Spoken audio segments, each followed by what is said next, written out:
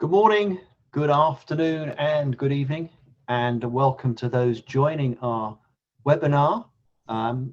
We're waiting for a few more folks to join us, so as the participants are rolling in, you just give us a few more seconds and we'll start on time.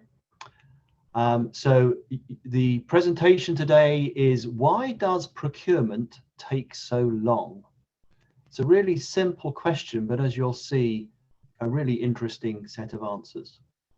So for those that don't know me, my name is Paul Branch, and I am the Chief Technology Officer here at World Commerce and Contracting. So if you've just joined us, don't worry, you haven't missed anything. We're waiting for our colleagues to join. It does take a couple of minutes for folks to roll in through the Zoom technology. So please do be patient. And if you wanted to listen to us talk about why does procurement take so long, you're in the right space. So we'll just hold for a few more seconds and then we will kick off.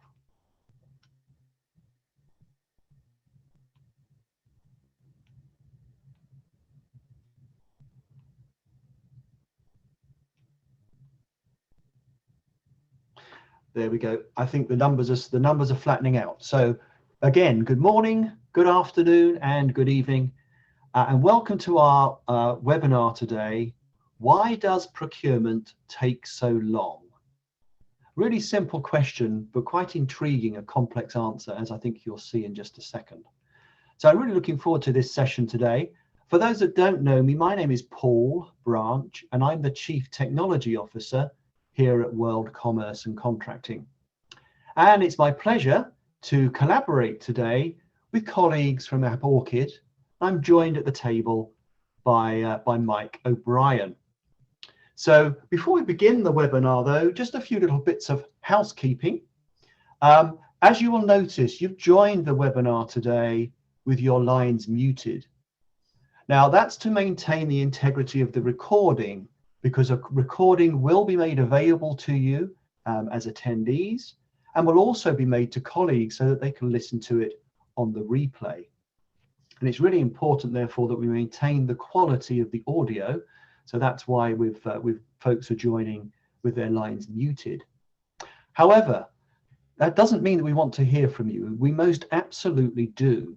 For this webinar to be successful, we need your questions. We will answer the questions in the moment as we can.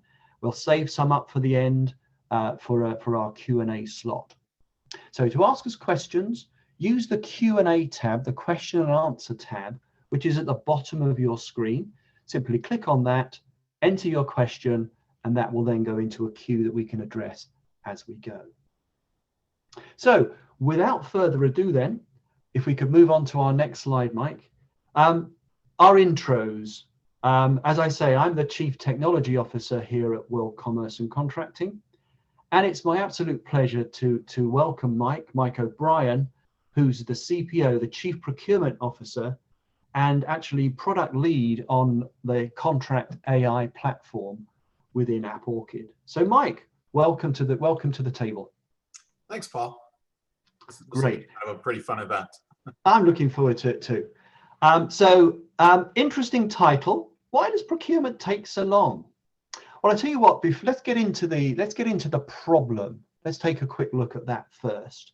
We'll be hearing from Mike in just a second, but the problem pre-award is that, based on the research that we've conducted here at World Commerce and Contracting, looking at the process across the contract life cycle, our research has identified over 40 points of friction. We call them the friction points. And these friction points cause delay, both pre-award, as we're looking at here, and post-award. So to give you some idea, a simple negotiated agreement, as a consequence of these friction points, takes 4.2 weeks to negotiate, based on our research. And that's a simple agreement. For a more complex outsourcing master services agreement, that can easily stretch to 24 weeks. Now, my background is in complex IT services delivery negotiation. I've been engaged in hundreds of $million engagements that actually took nearly a year to negotiate, 1 calendar year. So just think of the costs associated with that activity of simply negotiating the contracts. Based on our research, reviewing and processing a low complexity contract costs nearly $5,000. Midpoint over $21,000, and a complex contract nearly $50,000 just to get the paper agreed. Now, in these multi-month engagements, that cost of sales can easily extend into millions of dollars. So it's really important that we reduce these friction points. Not all friction is bad, but many of these friction points erode value in ways that Mike's going to share in just a second. So if you look, that's pre-award. Now, if you look on the other side of the coin, post-award, here we see material differences based on the segment. So if you looked at retail consumer goods, you might see 5 to 10% of the costs associated with managing that contract in life. But if you looked at insurance, the typical insurance policy is by definition itself a contract. So there's lots of commercial and contract management in the insurance industry. Those costs of simply managing that product, managing the contract, can be 40% of the total.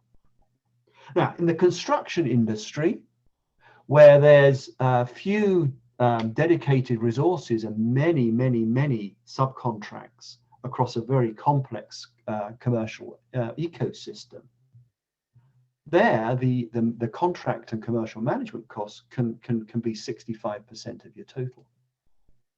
So our research has shown, now this is really interesting, our research has shown that about half of the issues that materialize post-contract have a route that's set before the agreement is signed. So there might be issues of scope, they might be issues of how to measure and manage change, disputes, etc. But the other half of the issues that materially erode value have a route post-award. So it's important to get that balance.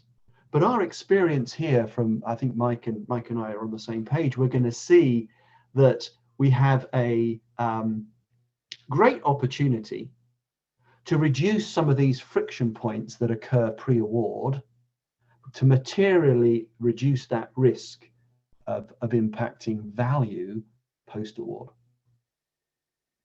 So, Mike, any thoughts on that? Does that reflect what you've seen in your engagements?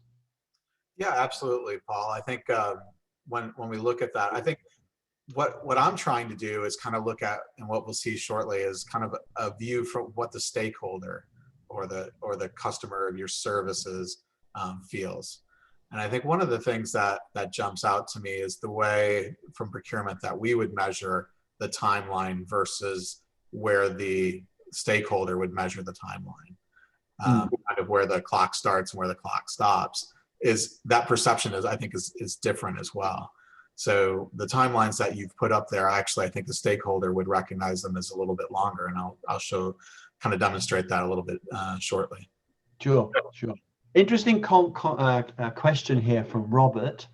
Robert asks, please comment on duration of negotiation versus the man hours spent during the negotiation periods.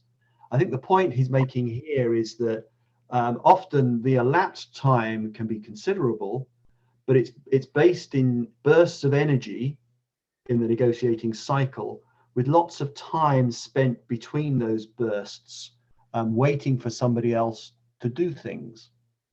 So that's certainly consistent with my experience.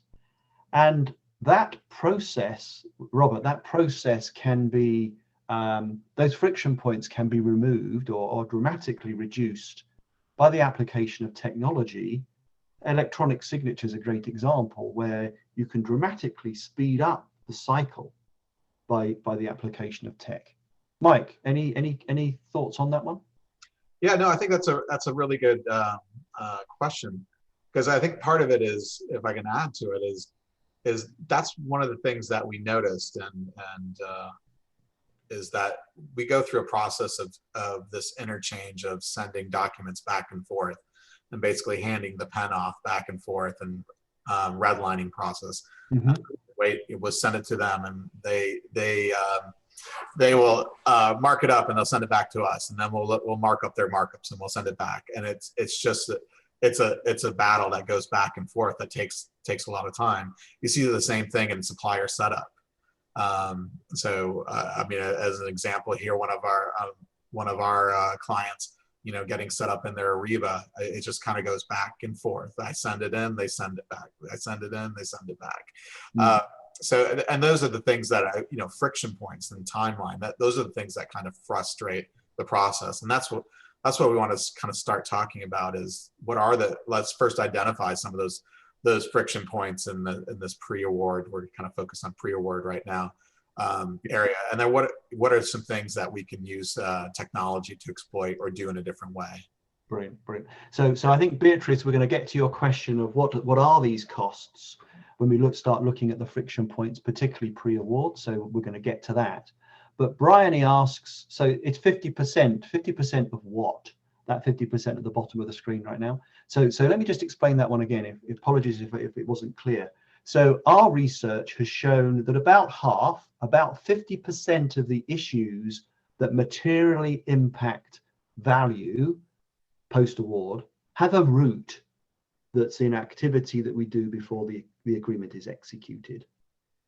Flip side, the other half, though, have a root in things that are done solely as a consequence of commercial and contract management in the post-award phase. So before I hand over to Mike, I think our next slide is a poll, if I have that right. Oh no, one more. So based on our research around those friction points, and in answering that question, why does it take so long, to Beatrice's question, the things that drive material friction, certainly pre-award, are the things that you see on the screen. So agreeing risk allocation, this battle of wills, if you like, to try and push risk to whomever is willing to accept it or is forced to accept it based on the power in the negotiation. In our experience, the best place to allocate risk is in the team that is best positioned to mitigate that risk. So that may not be within the supplier. That may actually be within the selling within the client organization. So best practice is to ensure that these risks are allocated in an appropriate way. Pricing and charging, material amount of friction around this, which can be mitigated by appropriate research in the proposal generation activity, and focusing on industry best practice around how some of these services are delivered. Rights to terminate, we saw that come out certainly as a pandemic issue, but it's perennial within our areas where there's a significant amount of focus. In all of these agreements, focusing around delivery and how items that are delivered are subsequently accepted and to the quality required. Considerable amount of energy goes into that. And last but not least, intellectual property too, and the rights that the parties have in that space, particularly where new intellectual property is developed as a consequence of the engagement, not the intellectual property that's brought to the table. I think we've got time for a point. Robert brings up a point. In my experience, the larger the amount of potential spend of a contract, the longer it will take. So I think that that's certainly true to a certain extent in construction, my experience there. But it's also to do with the complexity and the relationship.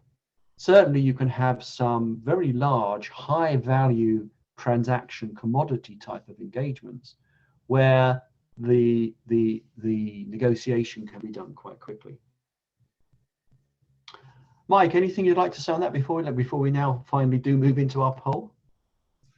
I think the size of it is interesting, and one of the things why I wanted to tackle this is, I think my history is I basically got it started in kind of commercials and procurement and doing large outsourcing, large ITO, BPO type agreements that would be multi-year, hundreds of millions of dollars, billions of dollars in size. And I would see that we could actually do some of those transactions in 3 to 6 months, working 18-hour days, and everybody kind of in a room and get that done. But then I was seeing that it was taking 3 to 6 months to get simple deals done as well. So I think one of the things is the interaction of and how do you go about some of these deals. So it seemed, I kind of started on this journey because it seemed strange to me how a 2,000-page agreement was taking as long as a 50-page agreement or a 50-page agreement. So right. What were we missing? And that's kind of how I started on this journey of trying to tackle some of these friction points. So time for perhaps one more. Rebecca asks, where does World Commerce and Contracting sit on issuing full contracts versus the key commercial principles as part of the RFX activities? So earlier on, actually issuing a contract form and then getting the supplier to provide compliance against that contract. Our position at World Commerce and Contracting is that's a fine mechanism and can indeed reduce the cycle time, provided that the starting point is balanced. If it's a balanced, fair starting point, then that absolutely will reduce the cycle time. However, if not, you may find that it simply excludes suppliers that you would otherwise want to contract with because they've walked away, or that you then have a material amount of non-compliances to then work your way through. So it's a bit of a combination there. Okay, let's move on to our poll if we could. So our poll question, to find out from you, our audience, what is the number one reason your procurement process gets delayed? Is it, if we could pop up the poll, yeah, great. Is it as a consequence of requirement scope definition, pricing battles? Is it about chasing approvals? Is it around negotiation terms and conditions? Is it around supplier setup, actually getting the supplier entered and operating in your IT system stack?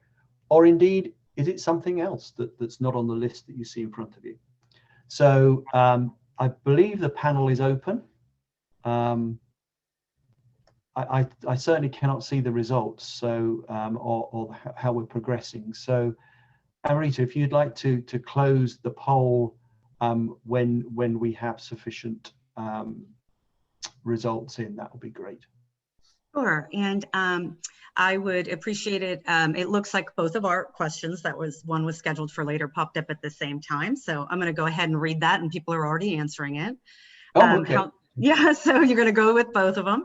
How satisfied are your stakeholders with the time procurement takes to bring a supplier on board? Okay, so that's also rolling, and it looks like we have both of our answers. So I'll go ahead and I apologize. I'm not sure if it's going to pop up on the screen or not, but I'll go ahead and try, and I'll read off those answers if not. Let's take a look. People are still going in. Okay, I'll share the results. Ah, perfect. So certainly from the first question, I'll tell you what. Let's leave the analytics around the second question.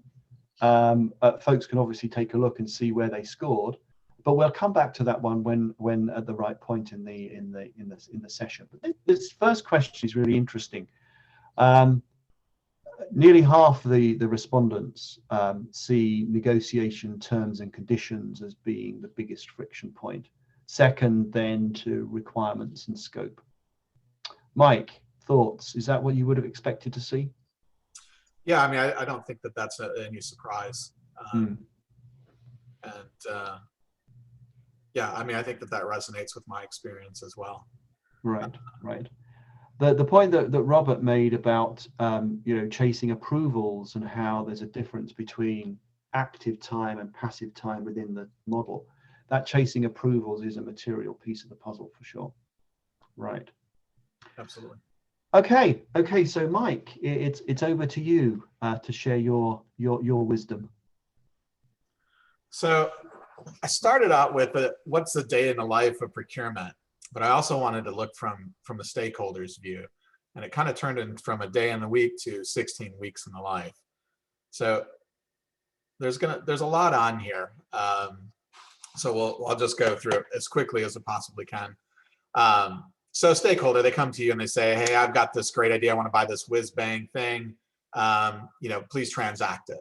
And procurement's kind of response to that is, first of all, why didn't you engage me? You already selected something. There's other people that sell that same whiz bang thingy. I think we're going to need to do a competitive bid and do an RFP.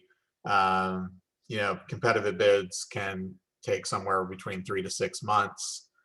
Stakeholder goes from being happy and wants to buy this thing to, I don't have time for competitive bid. I've got the budget, I've got the approval, please just get it done.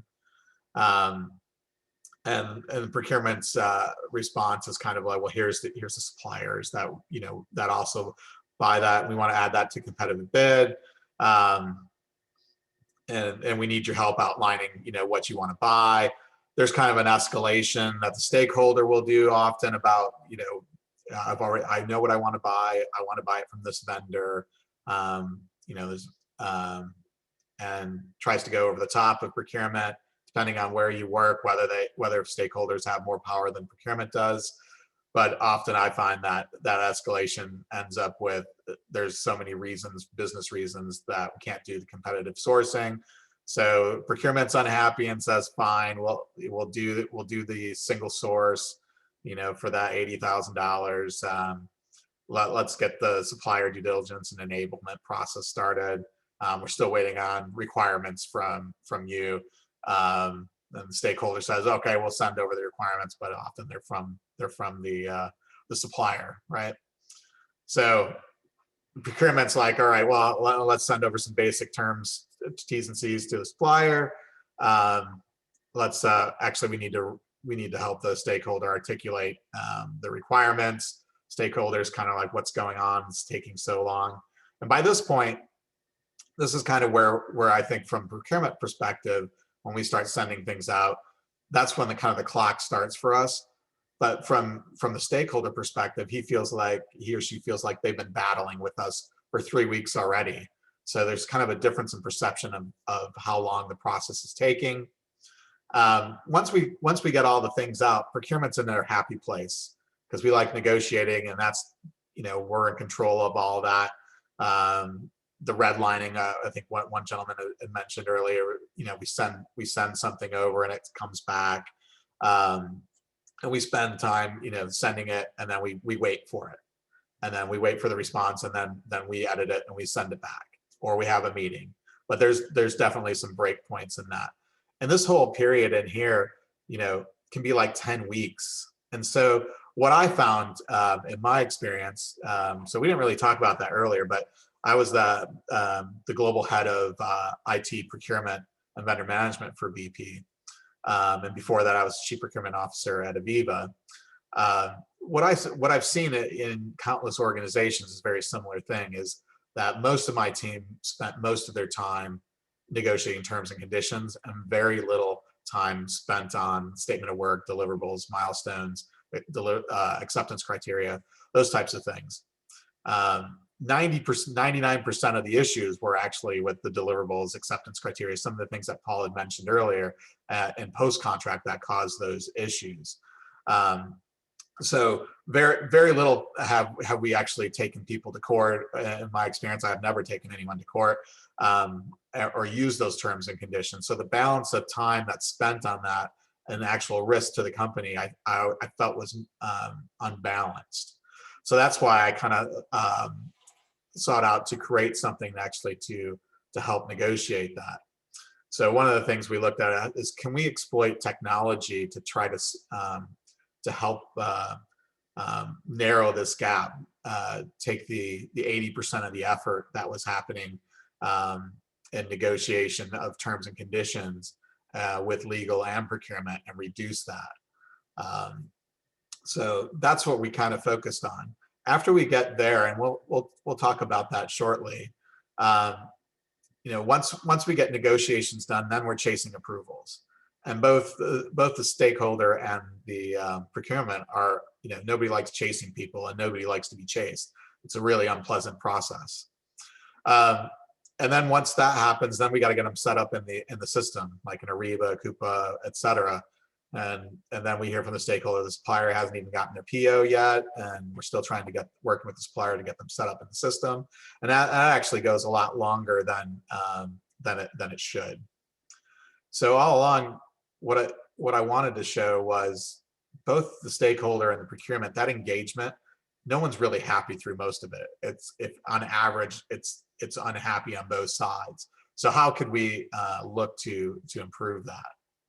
And so one of the things I focused on with ContractAI was, what if we could reduce this from 10 weeks down to 1?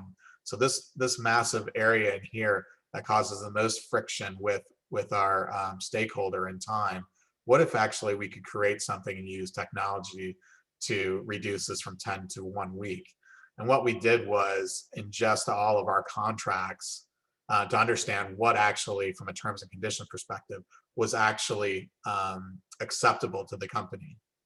So instead of saber rattling over things that we would generally accept, actually using that information to actually be able to negotiate with their suppliers with confidence, and then actually using that to feed a tool that actually could inform a tool that a supplier could actually negotiate terms and conditions with, and reduce that from 10 to 1 weeks. And that's what we were successful at doing at BP. So looking at all these different areas that cause friction, by reducing this from 10 to 1 week, we can actually change the experience for both procurement and for the stakeholder. And we can focus on the things that are important, that cause those issues in post-contract, of the statements of work, the deliverables, the acceptance criteria, the timelines, milestones. So brings us to our second question. Yes, that's so Amrita, if you wouldn't mind just popping back the poll that that was answered a little earlier. So how satisfied are your stakeholders with the time the time procurement takes to bring a supplier on board? So the interesting results, unfortunately, and I guess not surprisingly, few were very satisfied. 60% were somewhat satisfied, but nearly 40% were therefore not satisfied with that onboarding process. Having worked for a major corporation with multiple systems and processes and approval levels and delegated authorities and the such, that does not come as a great surprise to me. And Mike, in your experience at BP, was that also an issue? Absolutely. I think it was, these numbers were probably more negative at BP. Because I think that there's a difference between somewhat satisfied. I think that there's the expected timeline, so that they know that this is going to take 3 to 6 months. But I think, given if you were ever to give them an option for doing it faster, and moving away from the I guess the legacy timeframes that have been kind of ingrained in the time that takes, or the process that it takes.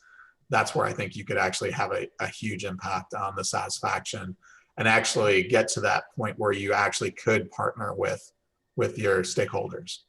So much time is spent going through processes, and something like, something that a stakeholder feels actually that should be able to be done in a couple of weeks is taking 16 weeks, let's just say.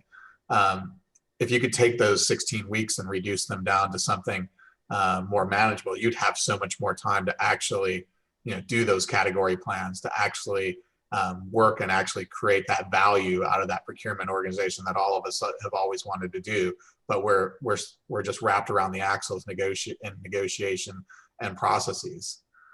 So that I think that is something that's an enabling point if we can actually exploit these digital technologies to actually transform our processes. Yeah, a number of our respondees today have highlighted that importance of that stakeholder engagement. Really an important element. And indeed, one of our world commerce and contracting pitfalls is about that very item itself, recognizing how important it is, and indeed how challenging it can be sometimes to engage the stakeholders at the right time. This leads into that area of being very clear on the scope and goals in the engagement piece, and this leads into, Mike, into your the suggestions there about how important it is to onboard these suppliers effectively. But if that can be done as part of the pre-award process, and establish the requirements established up front, so that to Rod's point, he says that curious how salespeople have trouble telling you what they've sold, and stakeholders on the buy side have trouble telling you what they want or what they need, and that the contract and commercial management community really provide this glue that then sort of distills that information from both parties into a coherent form, of which the onboarding is just an example. Does that resonate with you, Mike, or not? Yeah, absolutely. I think folks want to move fast, and often, I would always tell the stakeholder, what do you want to buy? From what you sent me, I still don't understand what you want to buy.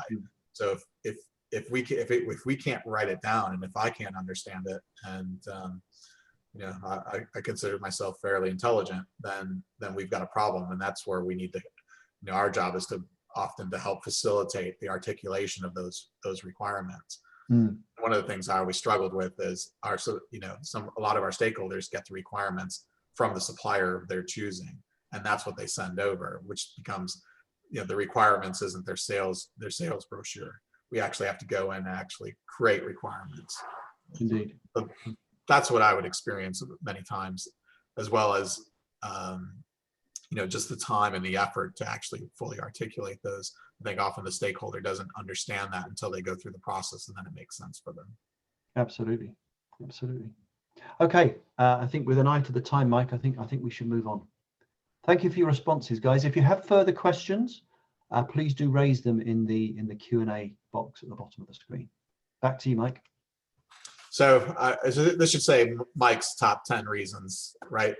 These might not be for you, but these are, in my experience of doing this for 20 some years, these are my feedback is, the engagement, in the customer, between customer and procurement, that timeline. Often the stakeholder or customer is engaging a supplier long before they engage you, and so their perception of time to get this done is, elongated even more than I showed on the previous, because they've been working with the supplier on buying this for quite some time before they even engaged us.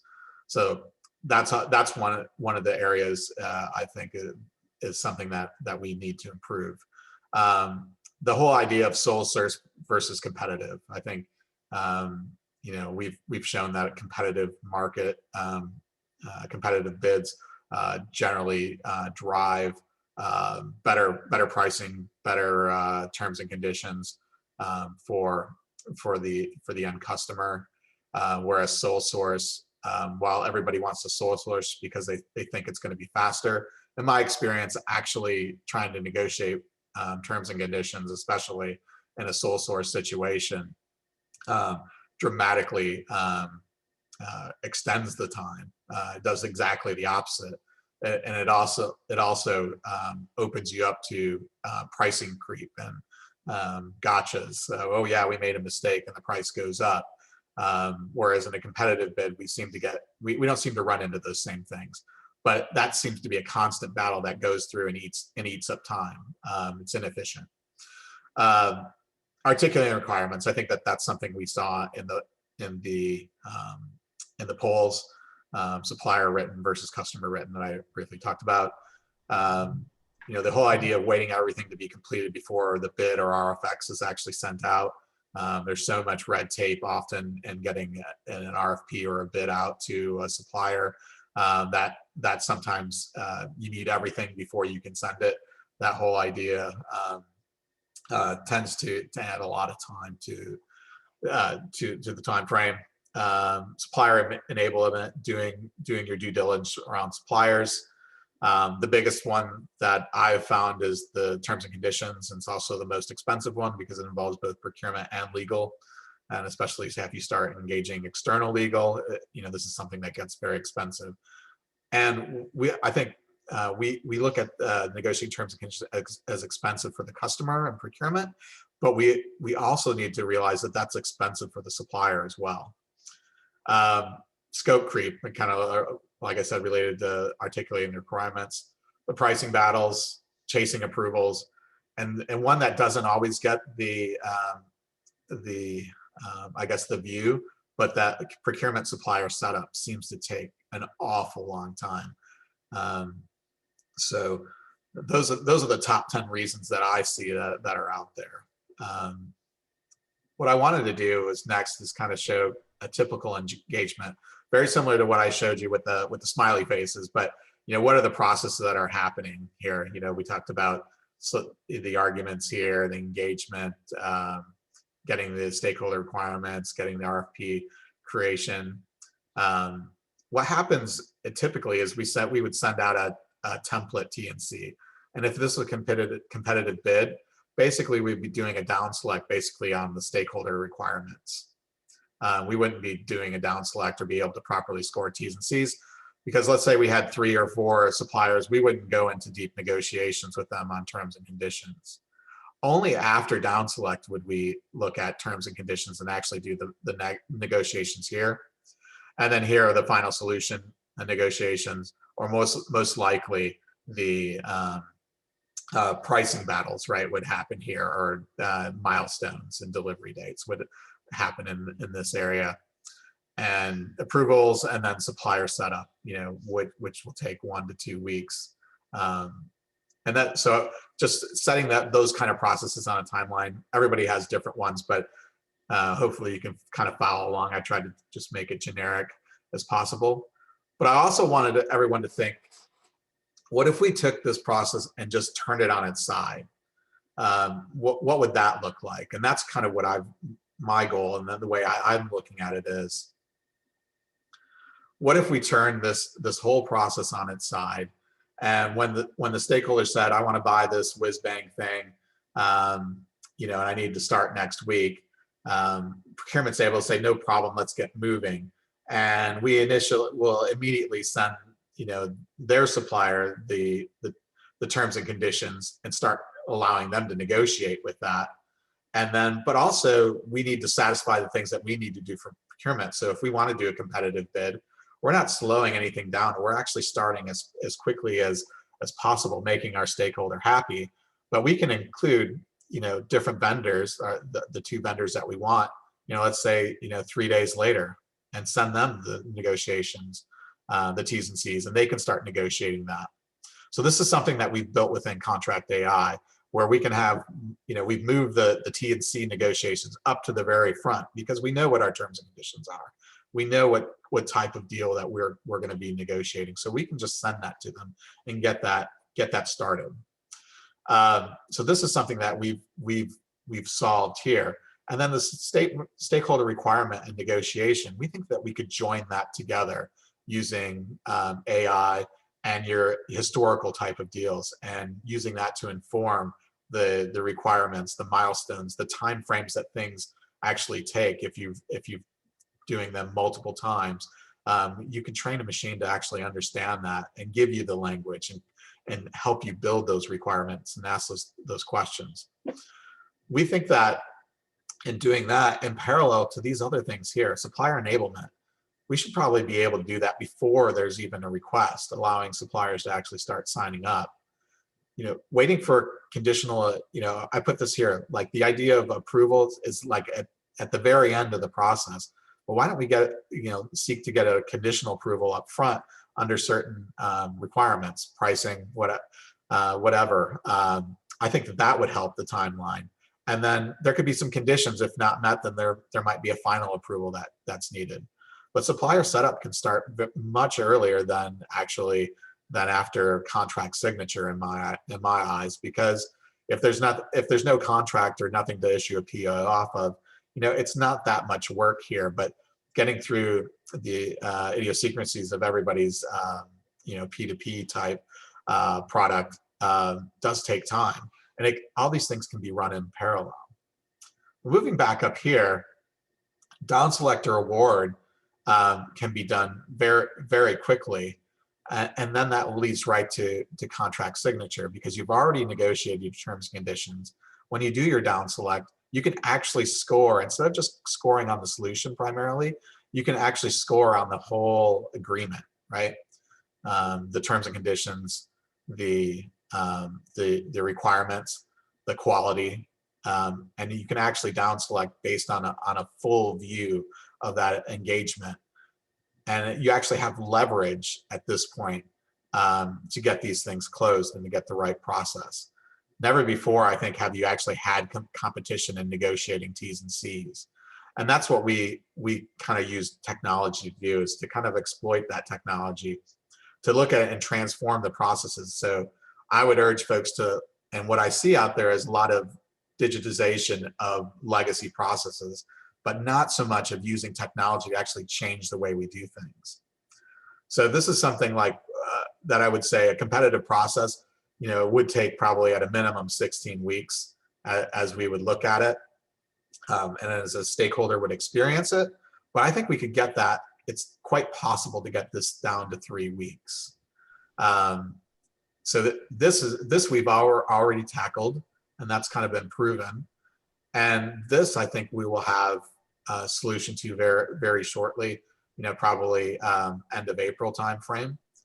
So the next things that I want to start focusing on, what are different ways that we can do this down here? And so those are the next, in my eyes, those are the next things I want to start challenging and looking for new ways to address.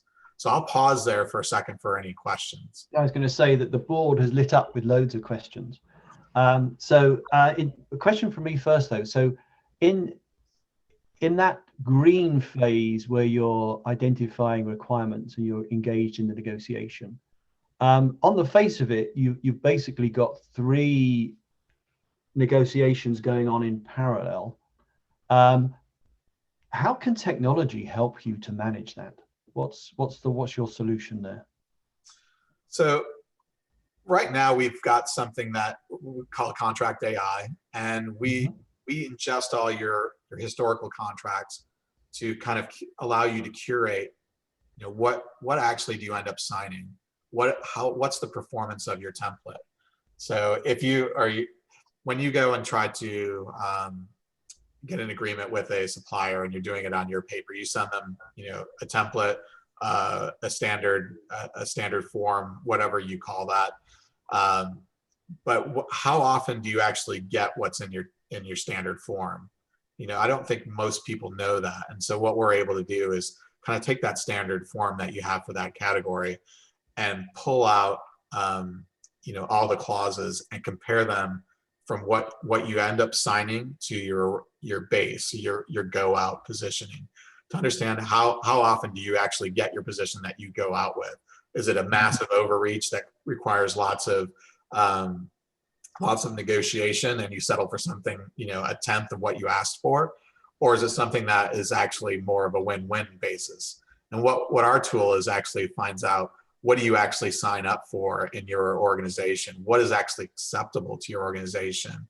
And then allows you to curate those things that you've signed up over and over again, and allow those as options for the tool to actually negotiate with the supplier, and let the supplier negotiate with the tool to create that. So this part here just automates that whole process with options that you've already curated that are acceptable to your organization for that category of spend. And presumably fallbacks too, to accommodate variances as the negotiation progresses. Yeah, absolutely. And we kind of risk rate them, and we give them kind of a score. So if you've gotten to a point where you've picked all the riskier type issues, what we would tell people at BP was like, well, we don't do business with C, D, and E students. So use your points, and it kind of grades the contract as well. So it gives kind of a risk rating to the contract as well. Right. So you're able to see and score very quickly the performance. And what's also interesting is, the suppliers understand that they're actually in competition. And so the T&C negotiations are often done, before, you're even midway through the solution requirements. So that's proven, something that was taking us, 92 days before, as measured by BP, was then actually, we reduced that T&C negotiation to as little as 24 hours to as long as 8 days. So that's just a massive reduction. Huge. But what we also saw and mentioned earlier was suppliers actually like this, because actually it takes cost out of their pursuit as well, because they're having legal, they might have internal or external legal that are having to dedicate time to get these sales closed as well. So it happens to shorten, and benefits are on both sides, which is why I think it's a key, it's a key change, I think, to the way that we do our process. And it's something that actually could, will hold, because the suppliers actually like that as well, because they're looking at it and they're saying, well, if I choose this option here, are you saying that we can get to contract tomorrow? And I would typically redline this up. But if you're saying, if I just pick one of these, we can be to contract tomorrow, then I'm going to pick one of those and let's just be done. I might not like it, but actually, it's, at the end of the day, it is acceptable to me. Very, very interesting. A couple of questions perhaps, and then we need to move on. Stefan asks, how would this work in a public procurement engagement, where there's a requirement for level playing field and a prescribed procurement process? Yeah, I mean, I don't have a lot of experience in the public procurement area, candidly. So, I mean, I think it's something that we could look at. It's not something that I've focused on, just because I don't have the experience there. But I would be happy to look into that. It's easy to manage that and add functionality, because our product's kind of built on an AI platform. It's not a platform that we've kind of just added AI to. It's an AI platform that we've added like procurement to. So it's very flexible. So meeting a level playing field. I think always in our situation, we always want a level playing field. And I think actually what we've done here actually does level that playing field, because typically we would never start, we wouldn't do a full terms and conditions negotiation with our suppliers until after down select. And I don't know how it is in the public forum, because we would only do it with one. So the solution that we like the best and we like the pricing the best, that's the one we would do the T's and C's negotiation. Now, actually, you're able to actually level the playing field, because you have a full view. So I look at it as, in all contracts, you have a statement of work against certain terms and conditions at a certain level of quality, which equal the price. Now, often we down select on statement of work, maybe quality and price, but terms and conditions is never factored into that. And what often happens is what I say is sometimes the C world. Oh, that wasn't contemplated. Where we ended up in the solution wasn't contemplated in what we want to do in terms and conditions. And because we agreed this over here and this price over here, these affects these areas in terms and conditions. Not sure if I answered that fully, but Frank makes a good point. Even in public procurement, there's room to compress by running the process sideways, as you've done here. So okay, so obviously you've got some experience of doing this in BP, and Mike, what were the results? Like I said, we were able to take something that was taking us 92 days and move it down to as little as 24 hours, and as long as 8 days. So something, a process that was taking 3 months down to, let's just say, a week. So, massive improvement. Legal was what I think one of the things that's funny is legal said there's no way we could create something that can do this. But then they were very happy to see that that actually it did work, and actually saves them a lot of time, because a lot of the questions are repetitive, and legal doesn't necessarily want to deploy their resources against those repetitive questions. They want to do more interesting, more things that add value from a legal perspective to the corporation. So at BP, they were very, very happy with having something that took a lot of the mundane work out of their process, out of their workday, out of their capacity, actually. And the same thing for procurement. People were able to focus more on the requirements, the things that actually cause disputes, than terms and conditions, which are important. I'm not saying that they're not important, but in my 8 years at BP, I didn't take anyone to court, but I can't countless disputes with suppliers. So the technology was able to help us focus on the things that actually drive value. And that actually created a better bond with our stakeholders, because we're actually working closer with them on actually articulating their solution, pointing out things that they hadn't even thought about, having, have to put kind of some structure around their requirements. And that's how you build that relationship. That's how you get folks to engage you early. So if they know the value that you're going to bring, they're not going to go talk to a supplier 3 weeks before they engage you. They're going to bring you to have those discussions, ask you your opinion. That's where I think that you're able to add value and to help you with that, how to answer that question. Why don't they engage us early, right? So on your next slide, Mike, I think you've got the benefits that you've derived from. Yeah, here we go. Thank you. Thanks, Paul.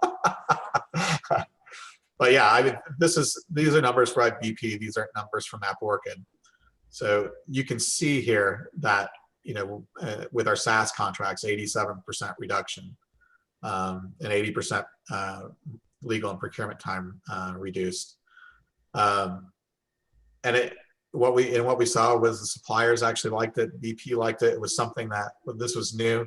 This was seen as something actually where AI and a digital transformation was actually solving a real world problem, not just layering another process or another layer of something. Actually was solving a real world problem. Right, and obviously these reductions are huge, massive improvements.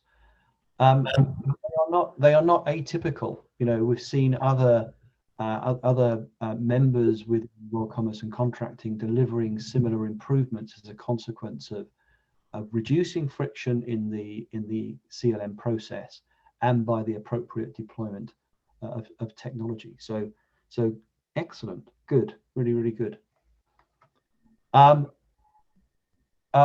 Rob has asked, in your model, with end-to-end users initiating negotiation, how do all the competitors receive the same information? How do you ensure the integrity of the procurement process to maintain that level playing field? Well, our goal is to actually have one source of truth, right? Instead of multiple Microsoft Word documents going back and forth, actually using a tool and doing the negotiation within the tool itself. So everybody is able to see the same things at the same times. everybody is able to, it does create that level playing field because it keeps you within some guide rails. So one supplier is not seeing different requirements than the other. One's not getting different terms and conditions than the other. So Jordan's asked, you could understand how this would work in the IT space, but what about oil and gas services, drilling, completions, water handling, chemical sourcing, those sorts of things? Do you see an application in that segment too? Yes, absolutely. This isn't a procurement solution, it's a contracting solution. So we're looking at different things like land lease contracts. We're actually looking at energy trade confirmations, which are more like contracts, right? If I sold you barrels of oil and you bought that, then there's a shipping component and certain T's and C's around that shipping and delivery. So we're seeing that as a situation as well that we're looking into. So it's very wide. It's this contracting. If there's a contract involved, then this type of solution should work for you. It isn't IT related. And at BP we're expanding that across multiple categories. I guess I can't say we're expanding it anymore because I'm not there, but they are expanding it across multiple categories, including their direct categories. Understood. So Nathan asked a great question. Is this process not assuming that the supplier will accept the customer's terms and conditions, your Stark Industry T&Cs there? Of course, that should be the aim, but in SaaS deals or something which is very commoditized, then the suppliers are not going to accept the customer's terms and conditions. How does the model work, or does it amend in that sort of engagement? Well, I think there's a couple different things. If you're trying to do a SaaS deal with Salesforce or something like that, then absolutely they're going to do it on their T's and C's, actually on their supplier paper. This focuses more on where you're doing an agreement on your paper. So what my experience is, there's lots of SaaS agreements or lots of services that say they're a SaaS agreement, but they're not, they're not really. And that's where we're using our paper. So, but the same thing goes for any type of contract. So we were saying when we moved to a cloud first situation, that we were finding lots of folks that say they were offering a SaaS, but basically offering to host it on their version of AWS, and they were calling it a SaaS. And that's where we saw a lot of explosion in contracts coming out. So are they SaaS? Not in the same way that like a Salesforce is or that a ContractAI is. It was more of almost a hosting agreements. So we've got enough questions to last for another hour, but we only have 3 minutes left. So this is a corker from Jason. What are the future skill sets of procurement and vendor management? Will most of it be done by machines and you just have a few good negotiators that sit at the top of the tech? Or will we have a team of data and analytics people that wrangle and understand data coming from the vendors and the marketplace? That's a pretty good question. I guess I think the future of procurement and vendor management is actually going to be closer to the stakeholders, less in the process. So I would see that the process should almost melt away and use the tools actually to smooth out some of that transition. I would see vendor management and procurement actually being much closer to the actual buyers and consumers, if not becoming some of them in a more commercially minded way. I see them becoming more experts in actually what they are buying. So instead of, I think in procurement, we're experts in our process, and we have familiarity with what we're buying. But I think that there's a big difference in actually being an expert in what you're buying and not focusing so much on the process. So I think tools and AI and new technologies will only assist us in that and basically take away the mundane things that we do over and over. But they're not going to replace our ability to negotiate, our ability to know what a good deal looks like. But it'll actually help us kind of partner better with and be actually a value add rather than a transactional entity. So if folks were interested to learn more, Mike, do you have some demos or some capability that you could share? We do. I'll run through kind of a demo of what we've created so far on February 9th at 12 Eastern, and invite you guys to join us there. And you guys will get a copy of this as well. The webinar is being recorded. Amrita, do you have anything to add on this? Are we going to be? That's great. Yeah, we will be doing or Mike will be doing a live demo next week. So similar time at 12 Eastern next Tuesday. So join us for that. Are we going to send out a link for them to join us? Yes, we did put one in the chat, and we'll make sure to send it on the post email that everyone will get. So a few questions. Yes, not only do you get a link to the recording, you're also going to get a link to the slides. Many folks will come back and ask for copies of your slides, Mike. So you're in hot demand. So those will be shared as part of our post-webinar wipe up. My apologies to those folks who have asked us questions that we have not yet been able to answer. What we will do is we'll follow up with you independently. But it's what a fascinating conversation, Mike. Thank you so much. Thank you to App Orchid for our collaboration today in a great webinar. And thanks to our audience today for some really good questions, probing Mike's experiences in this really fascinating area. So thank you so much for that. All that remains for me to do, though, is to thank you and hope that you enjoy the rest of your day. Thank you, Mike. Thanks, Amrita. Bye-bye now. Thanks, everyone. Thank you.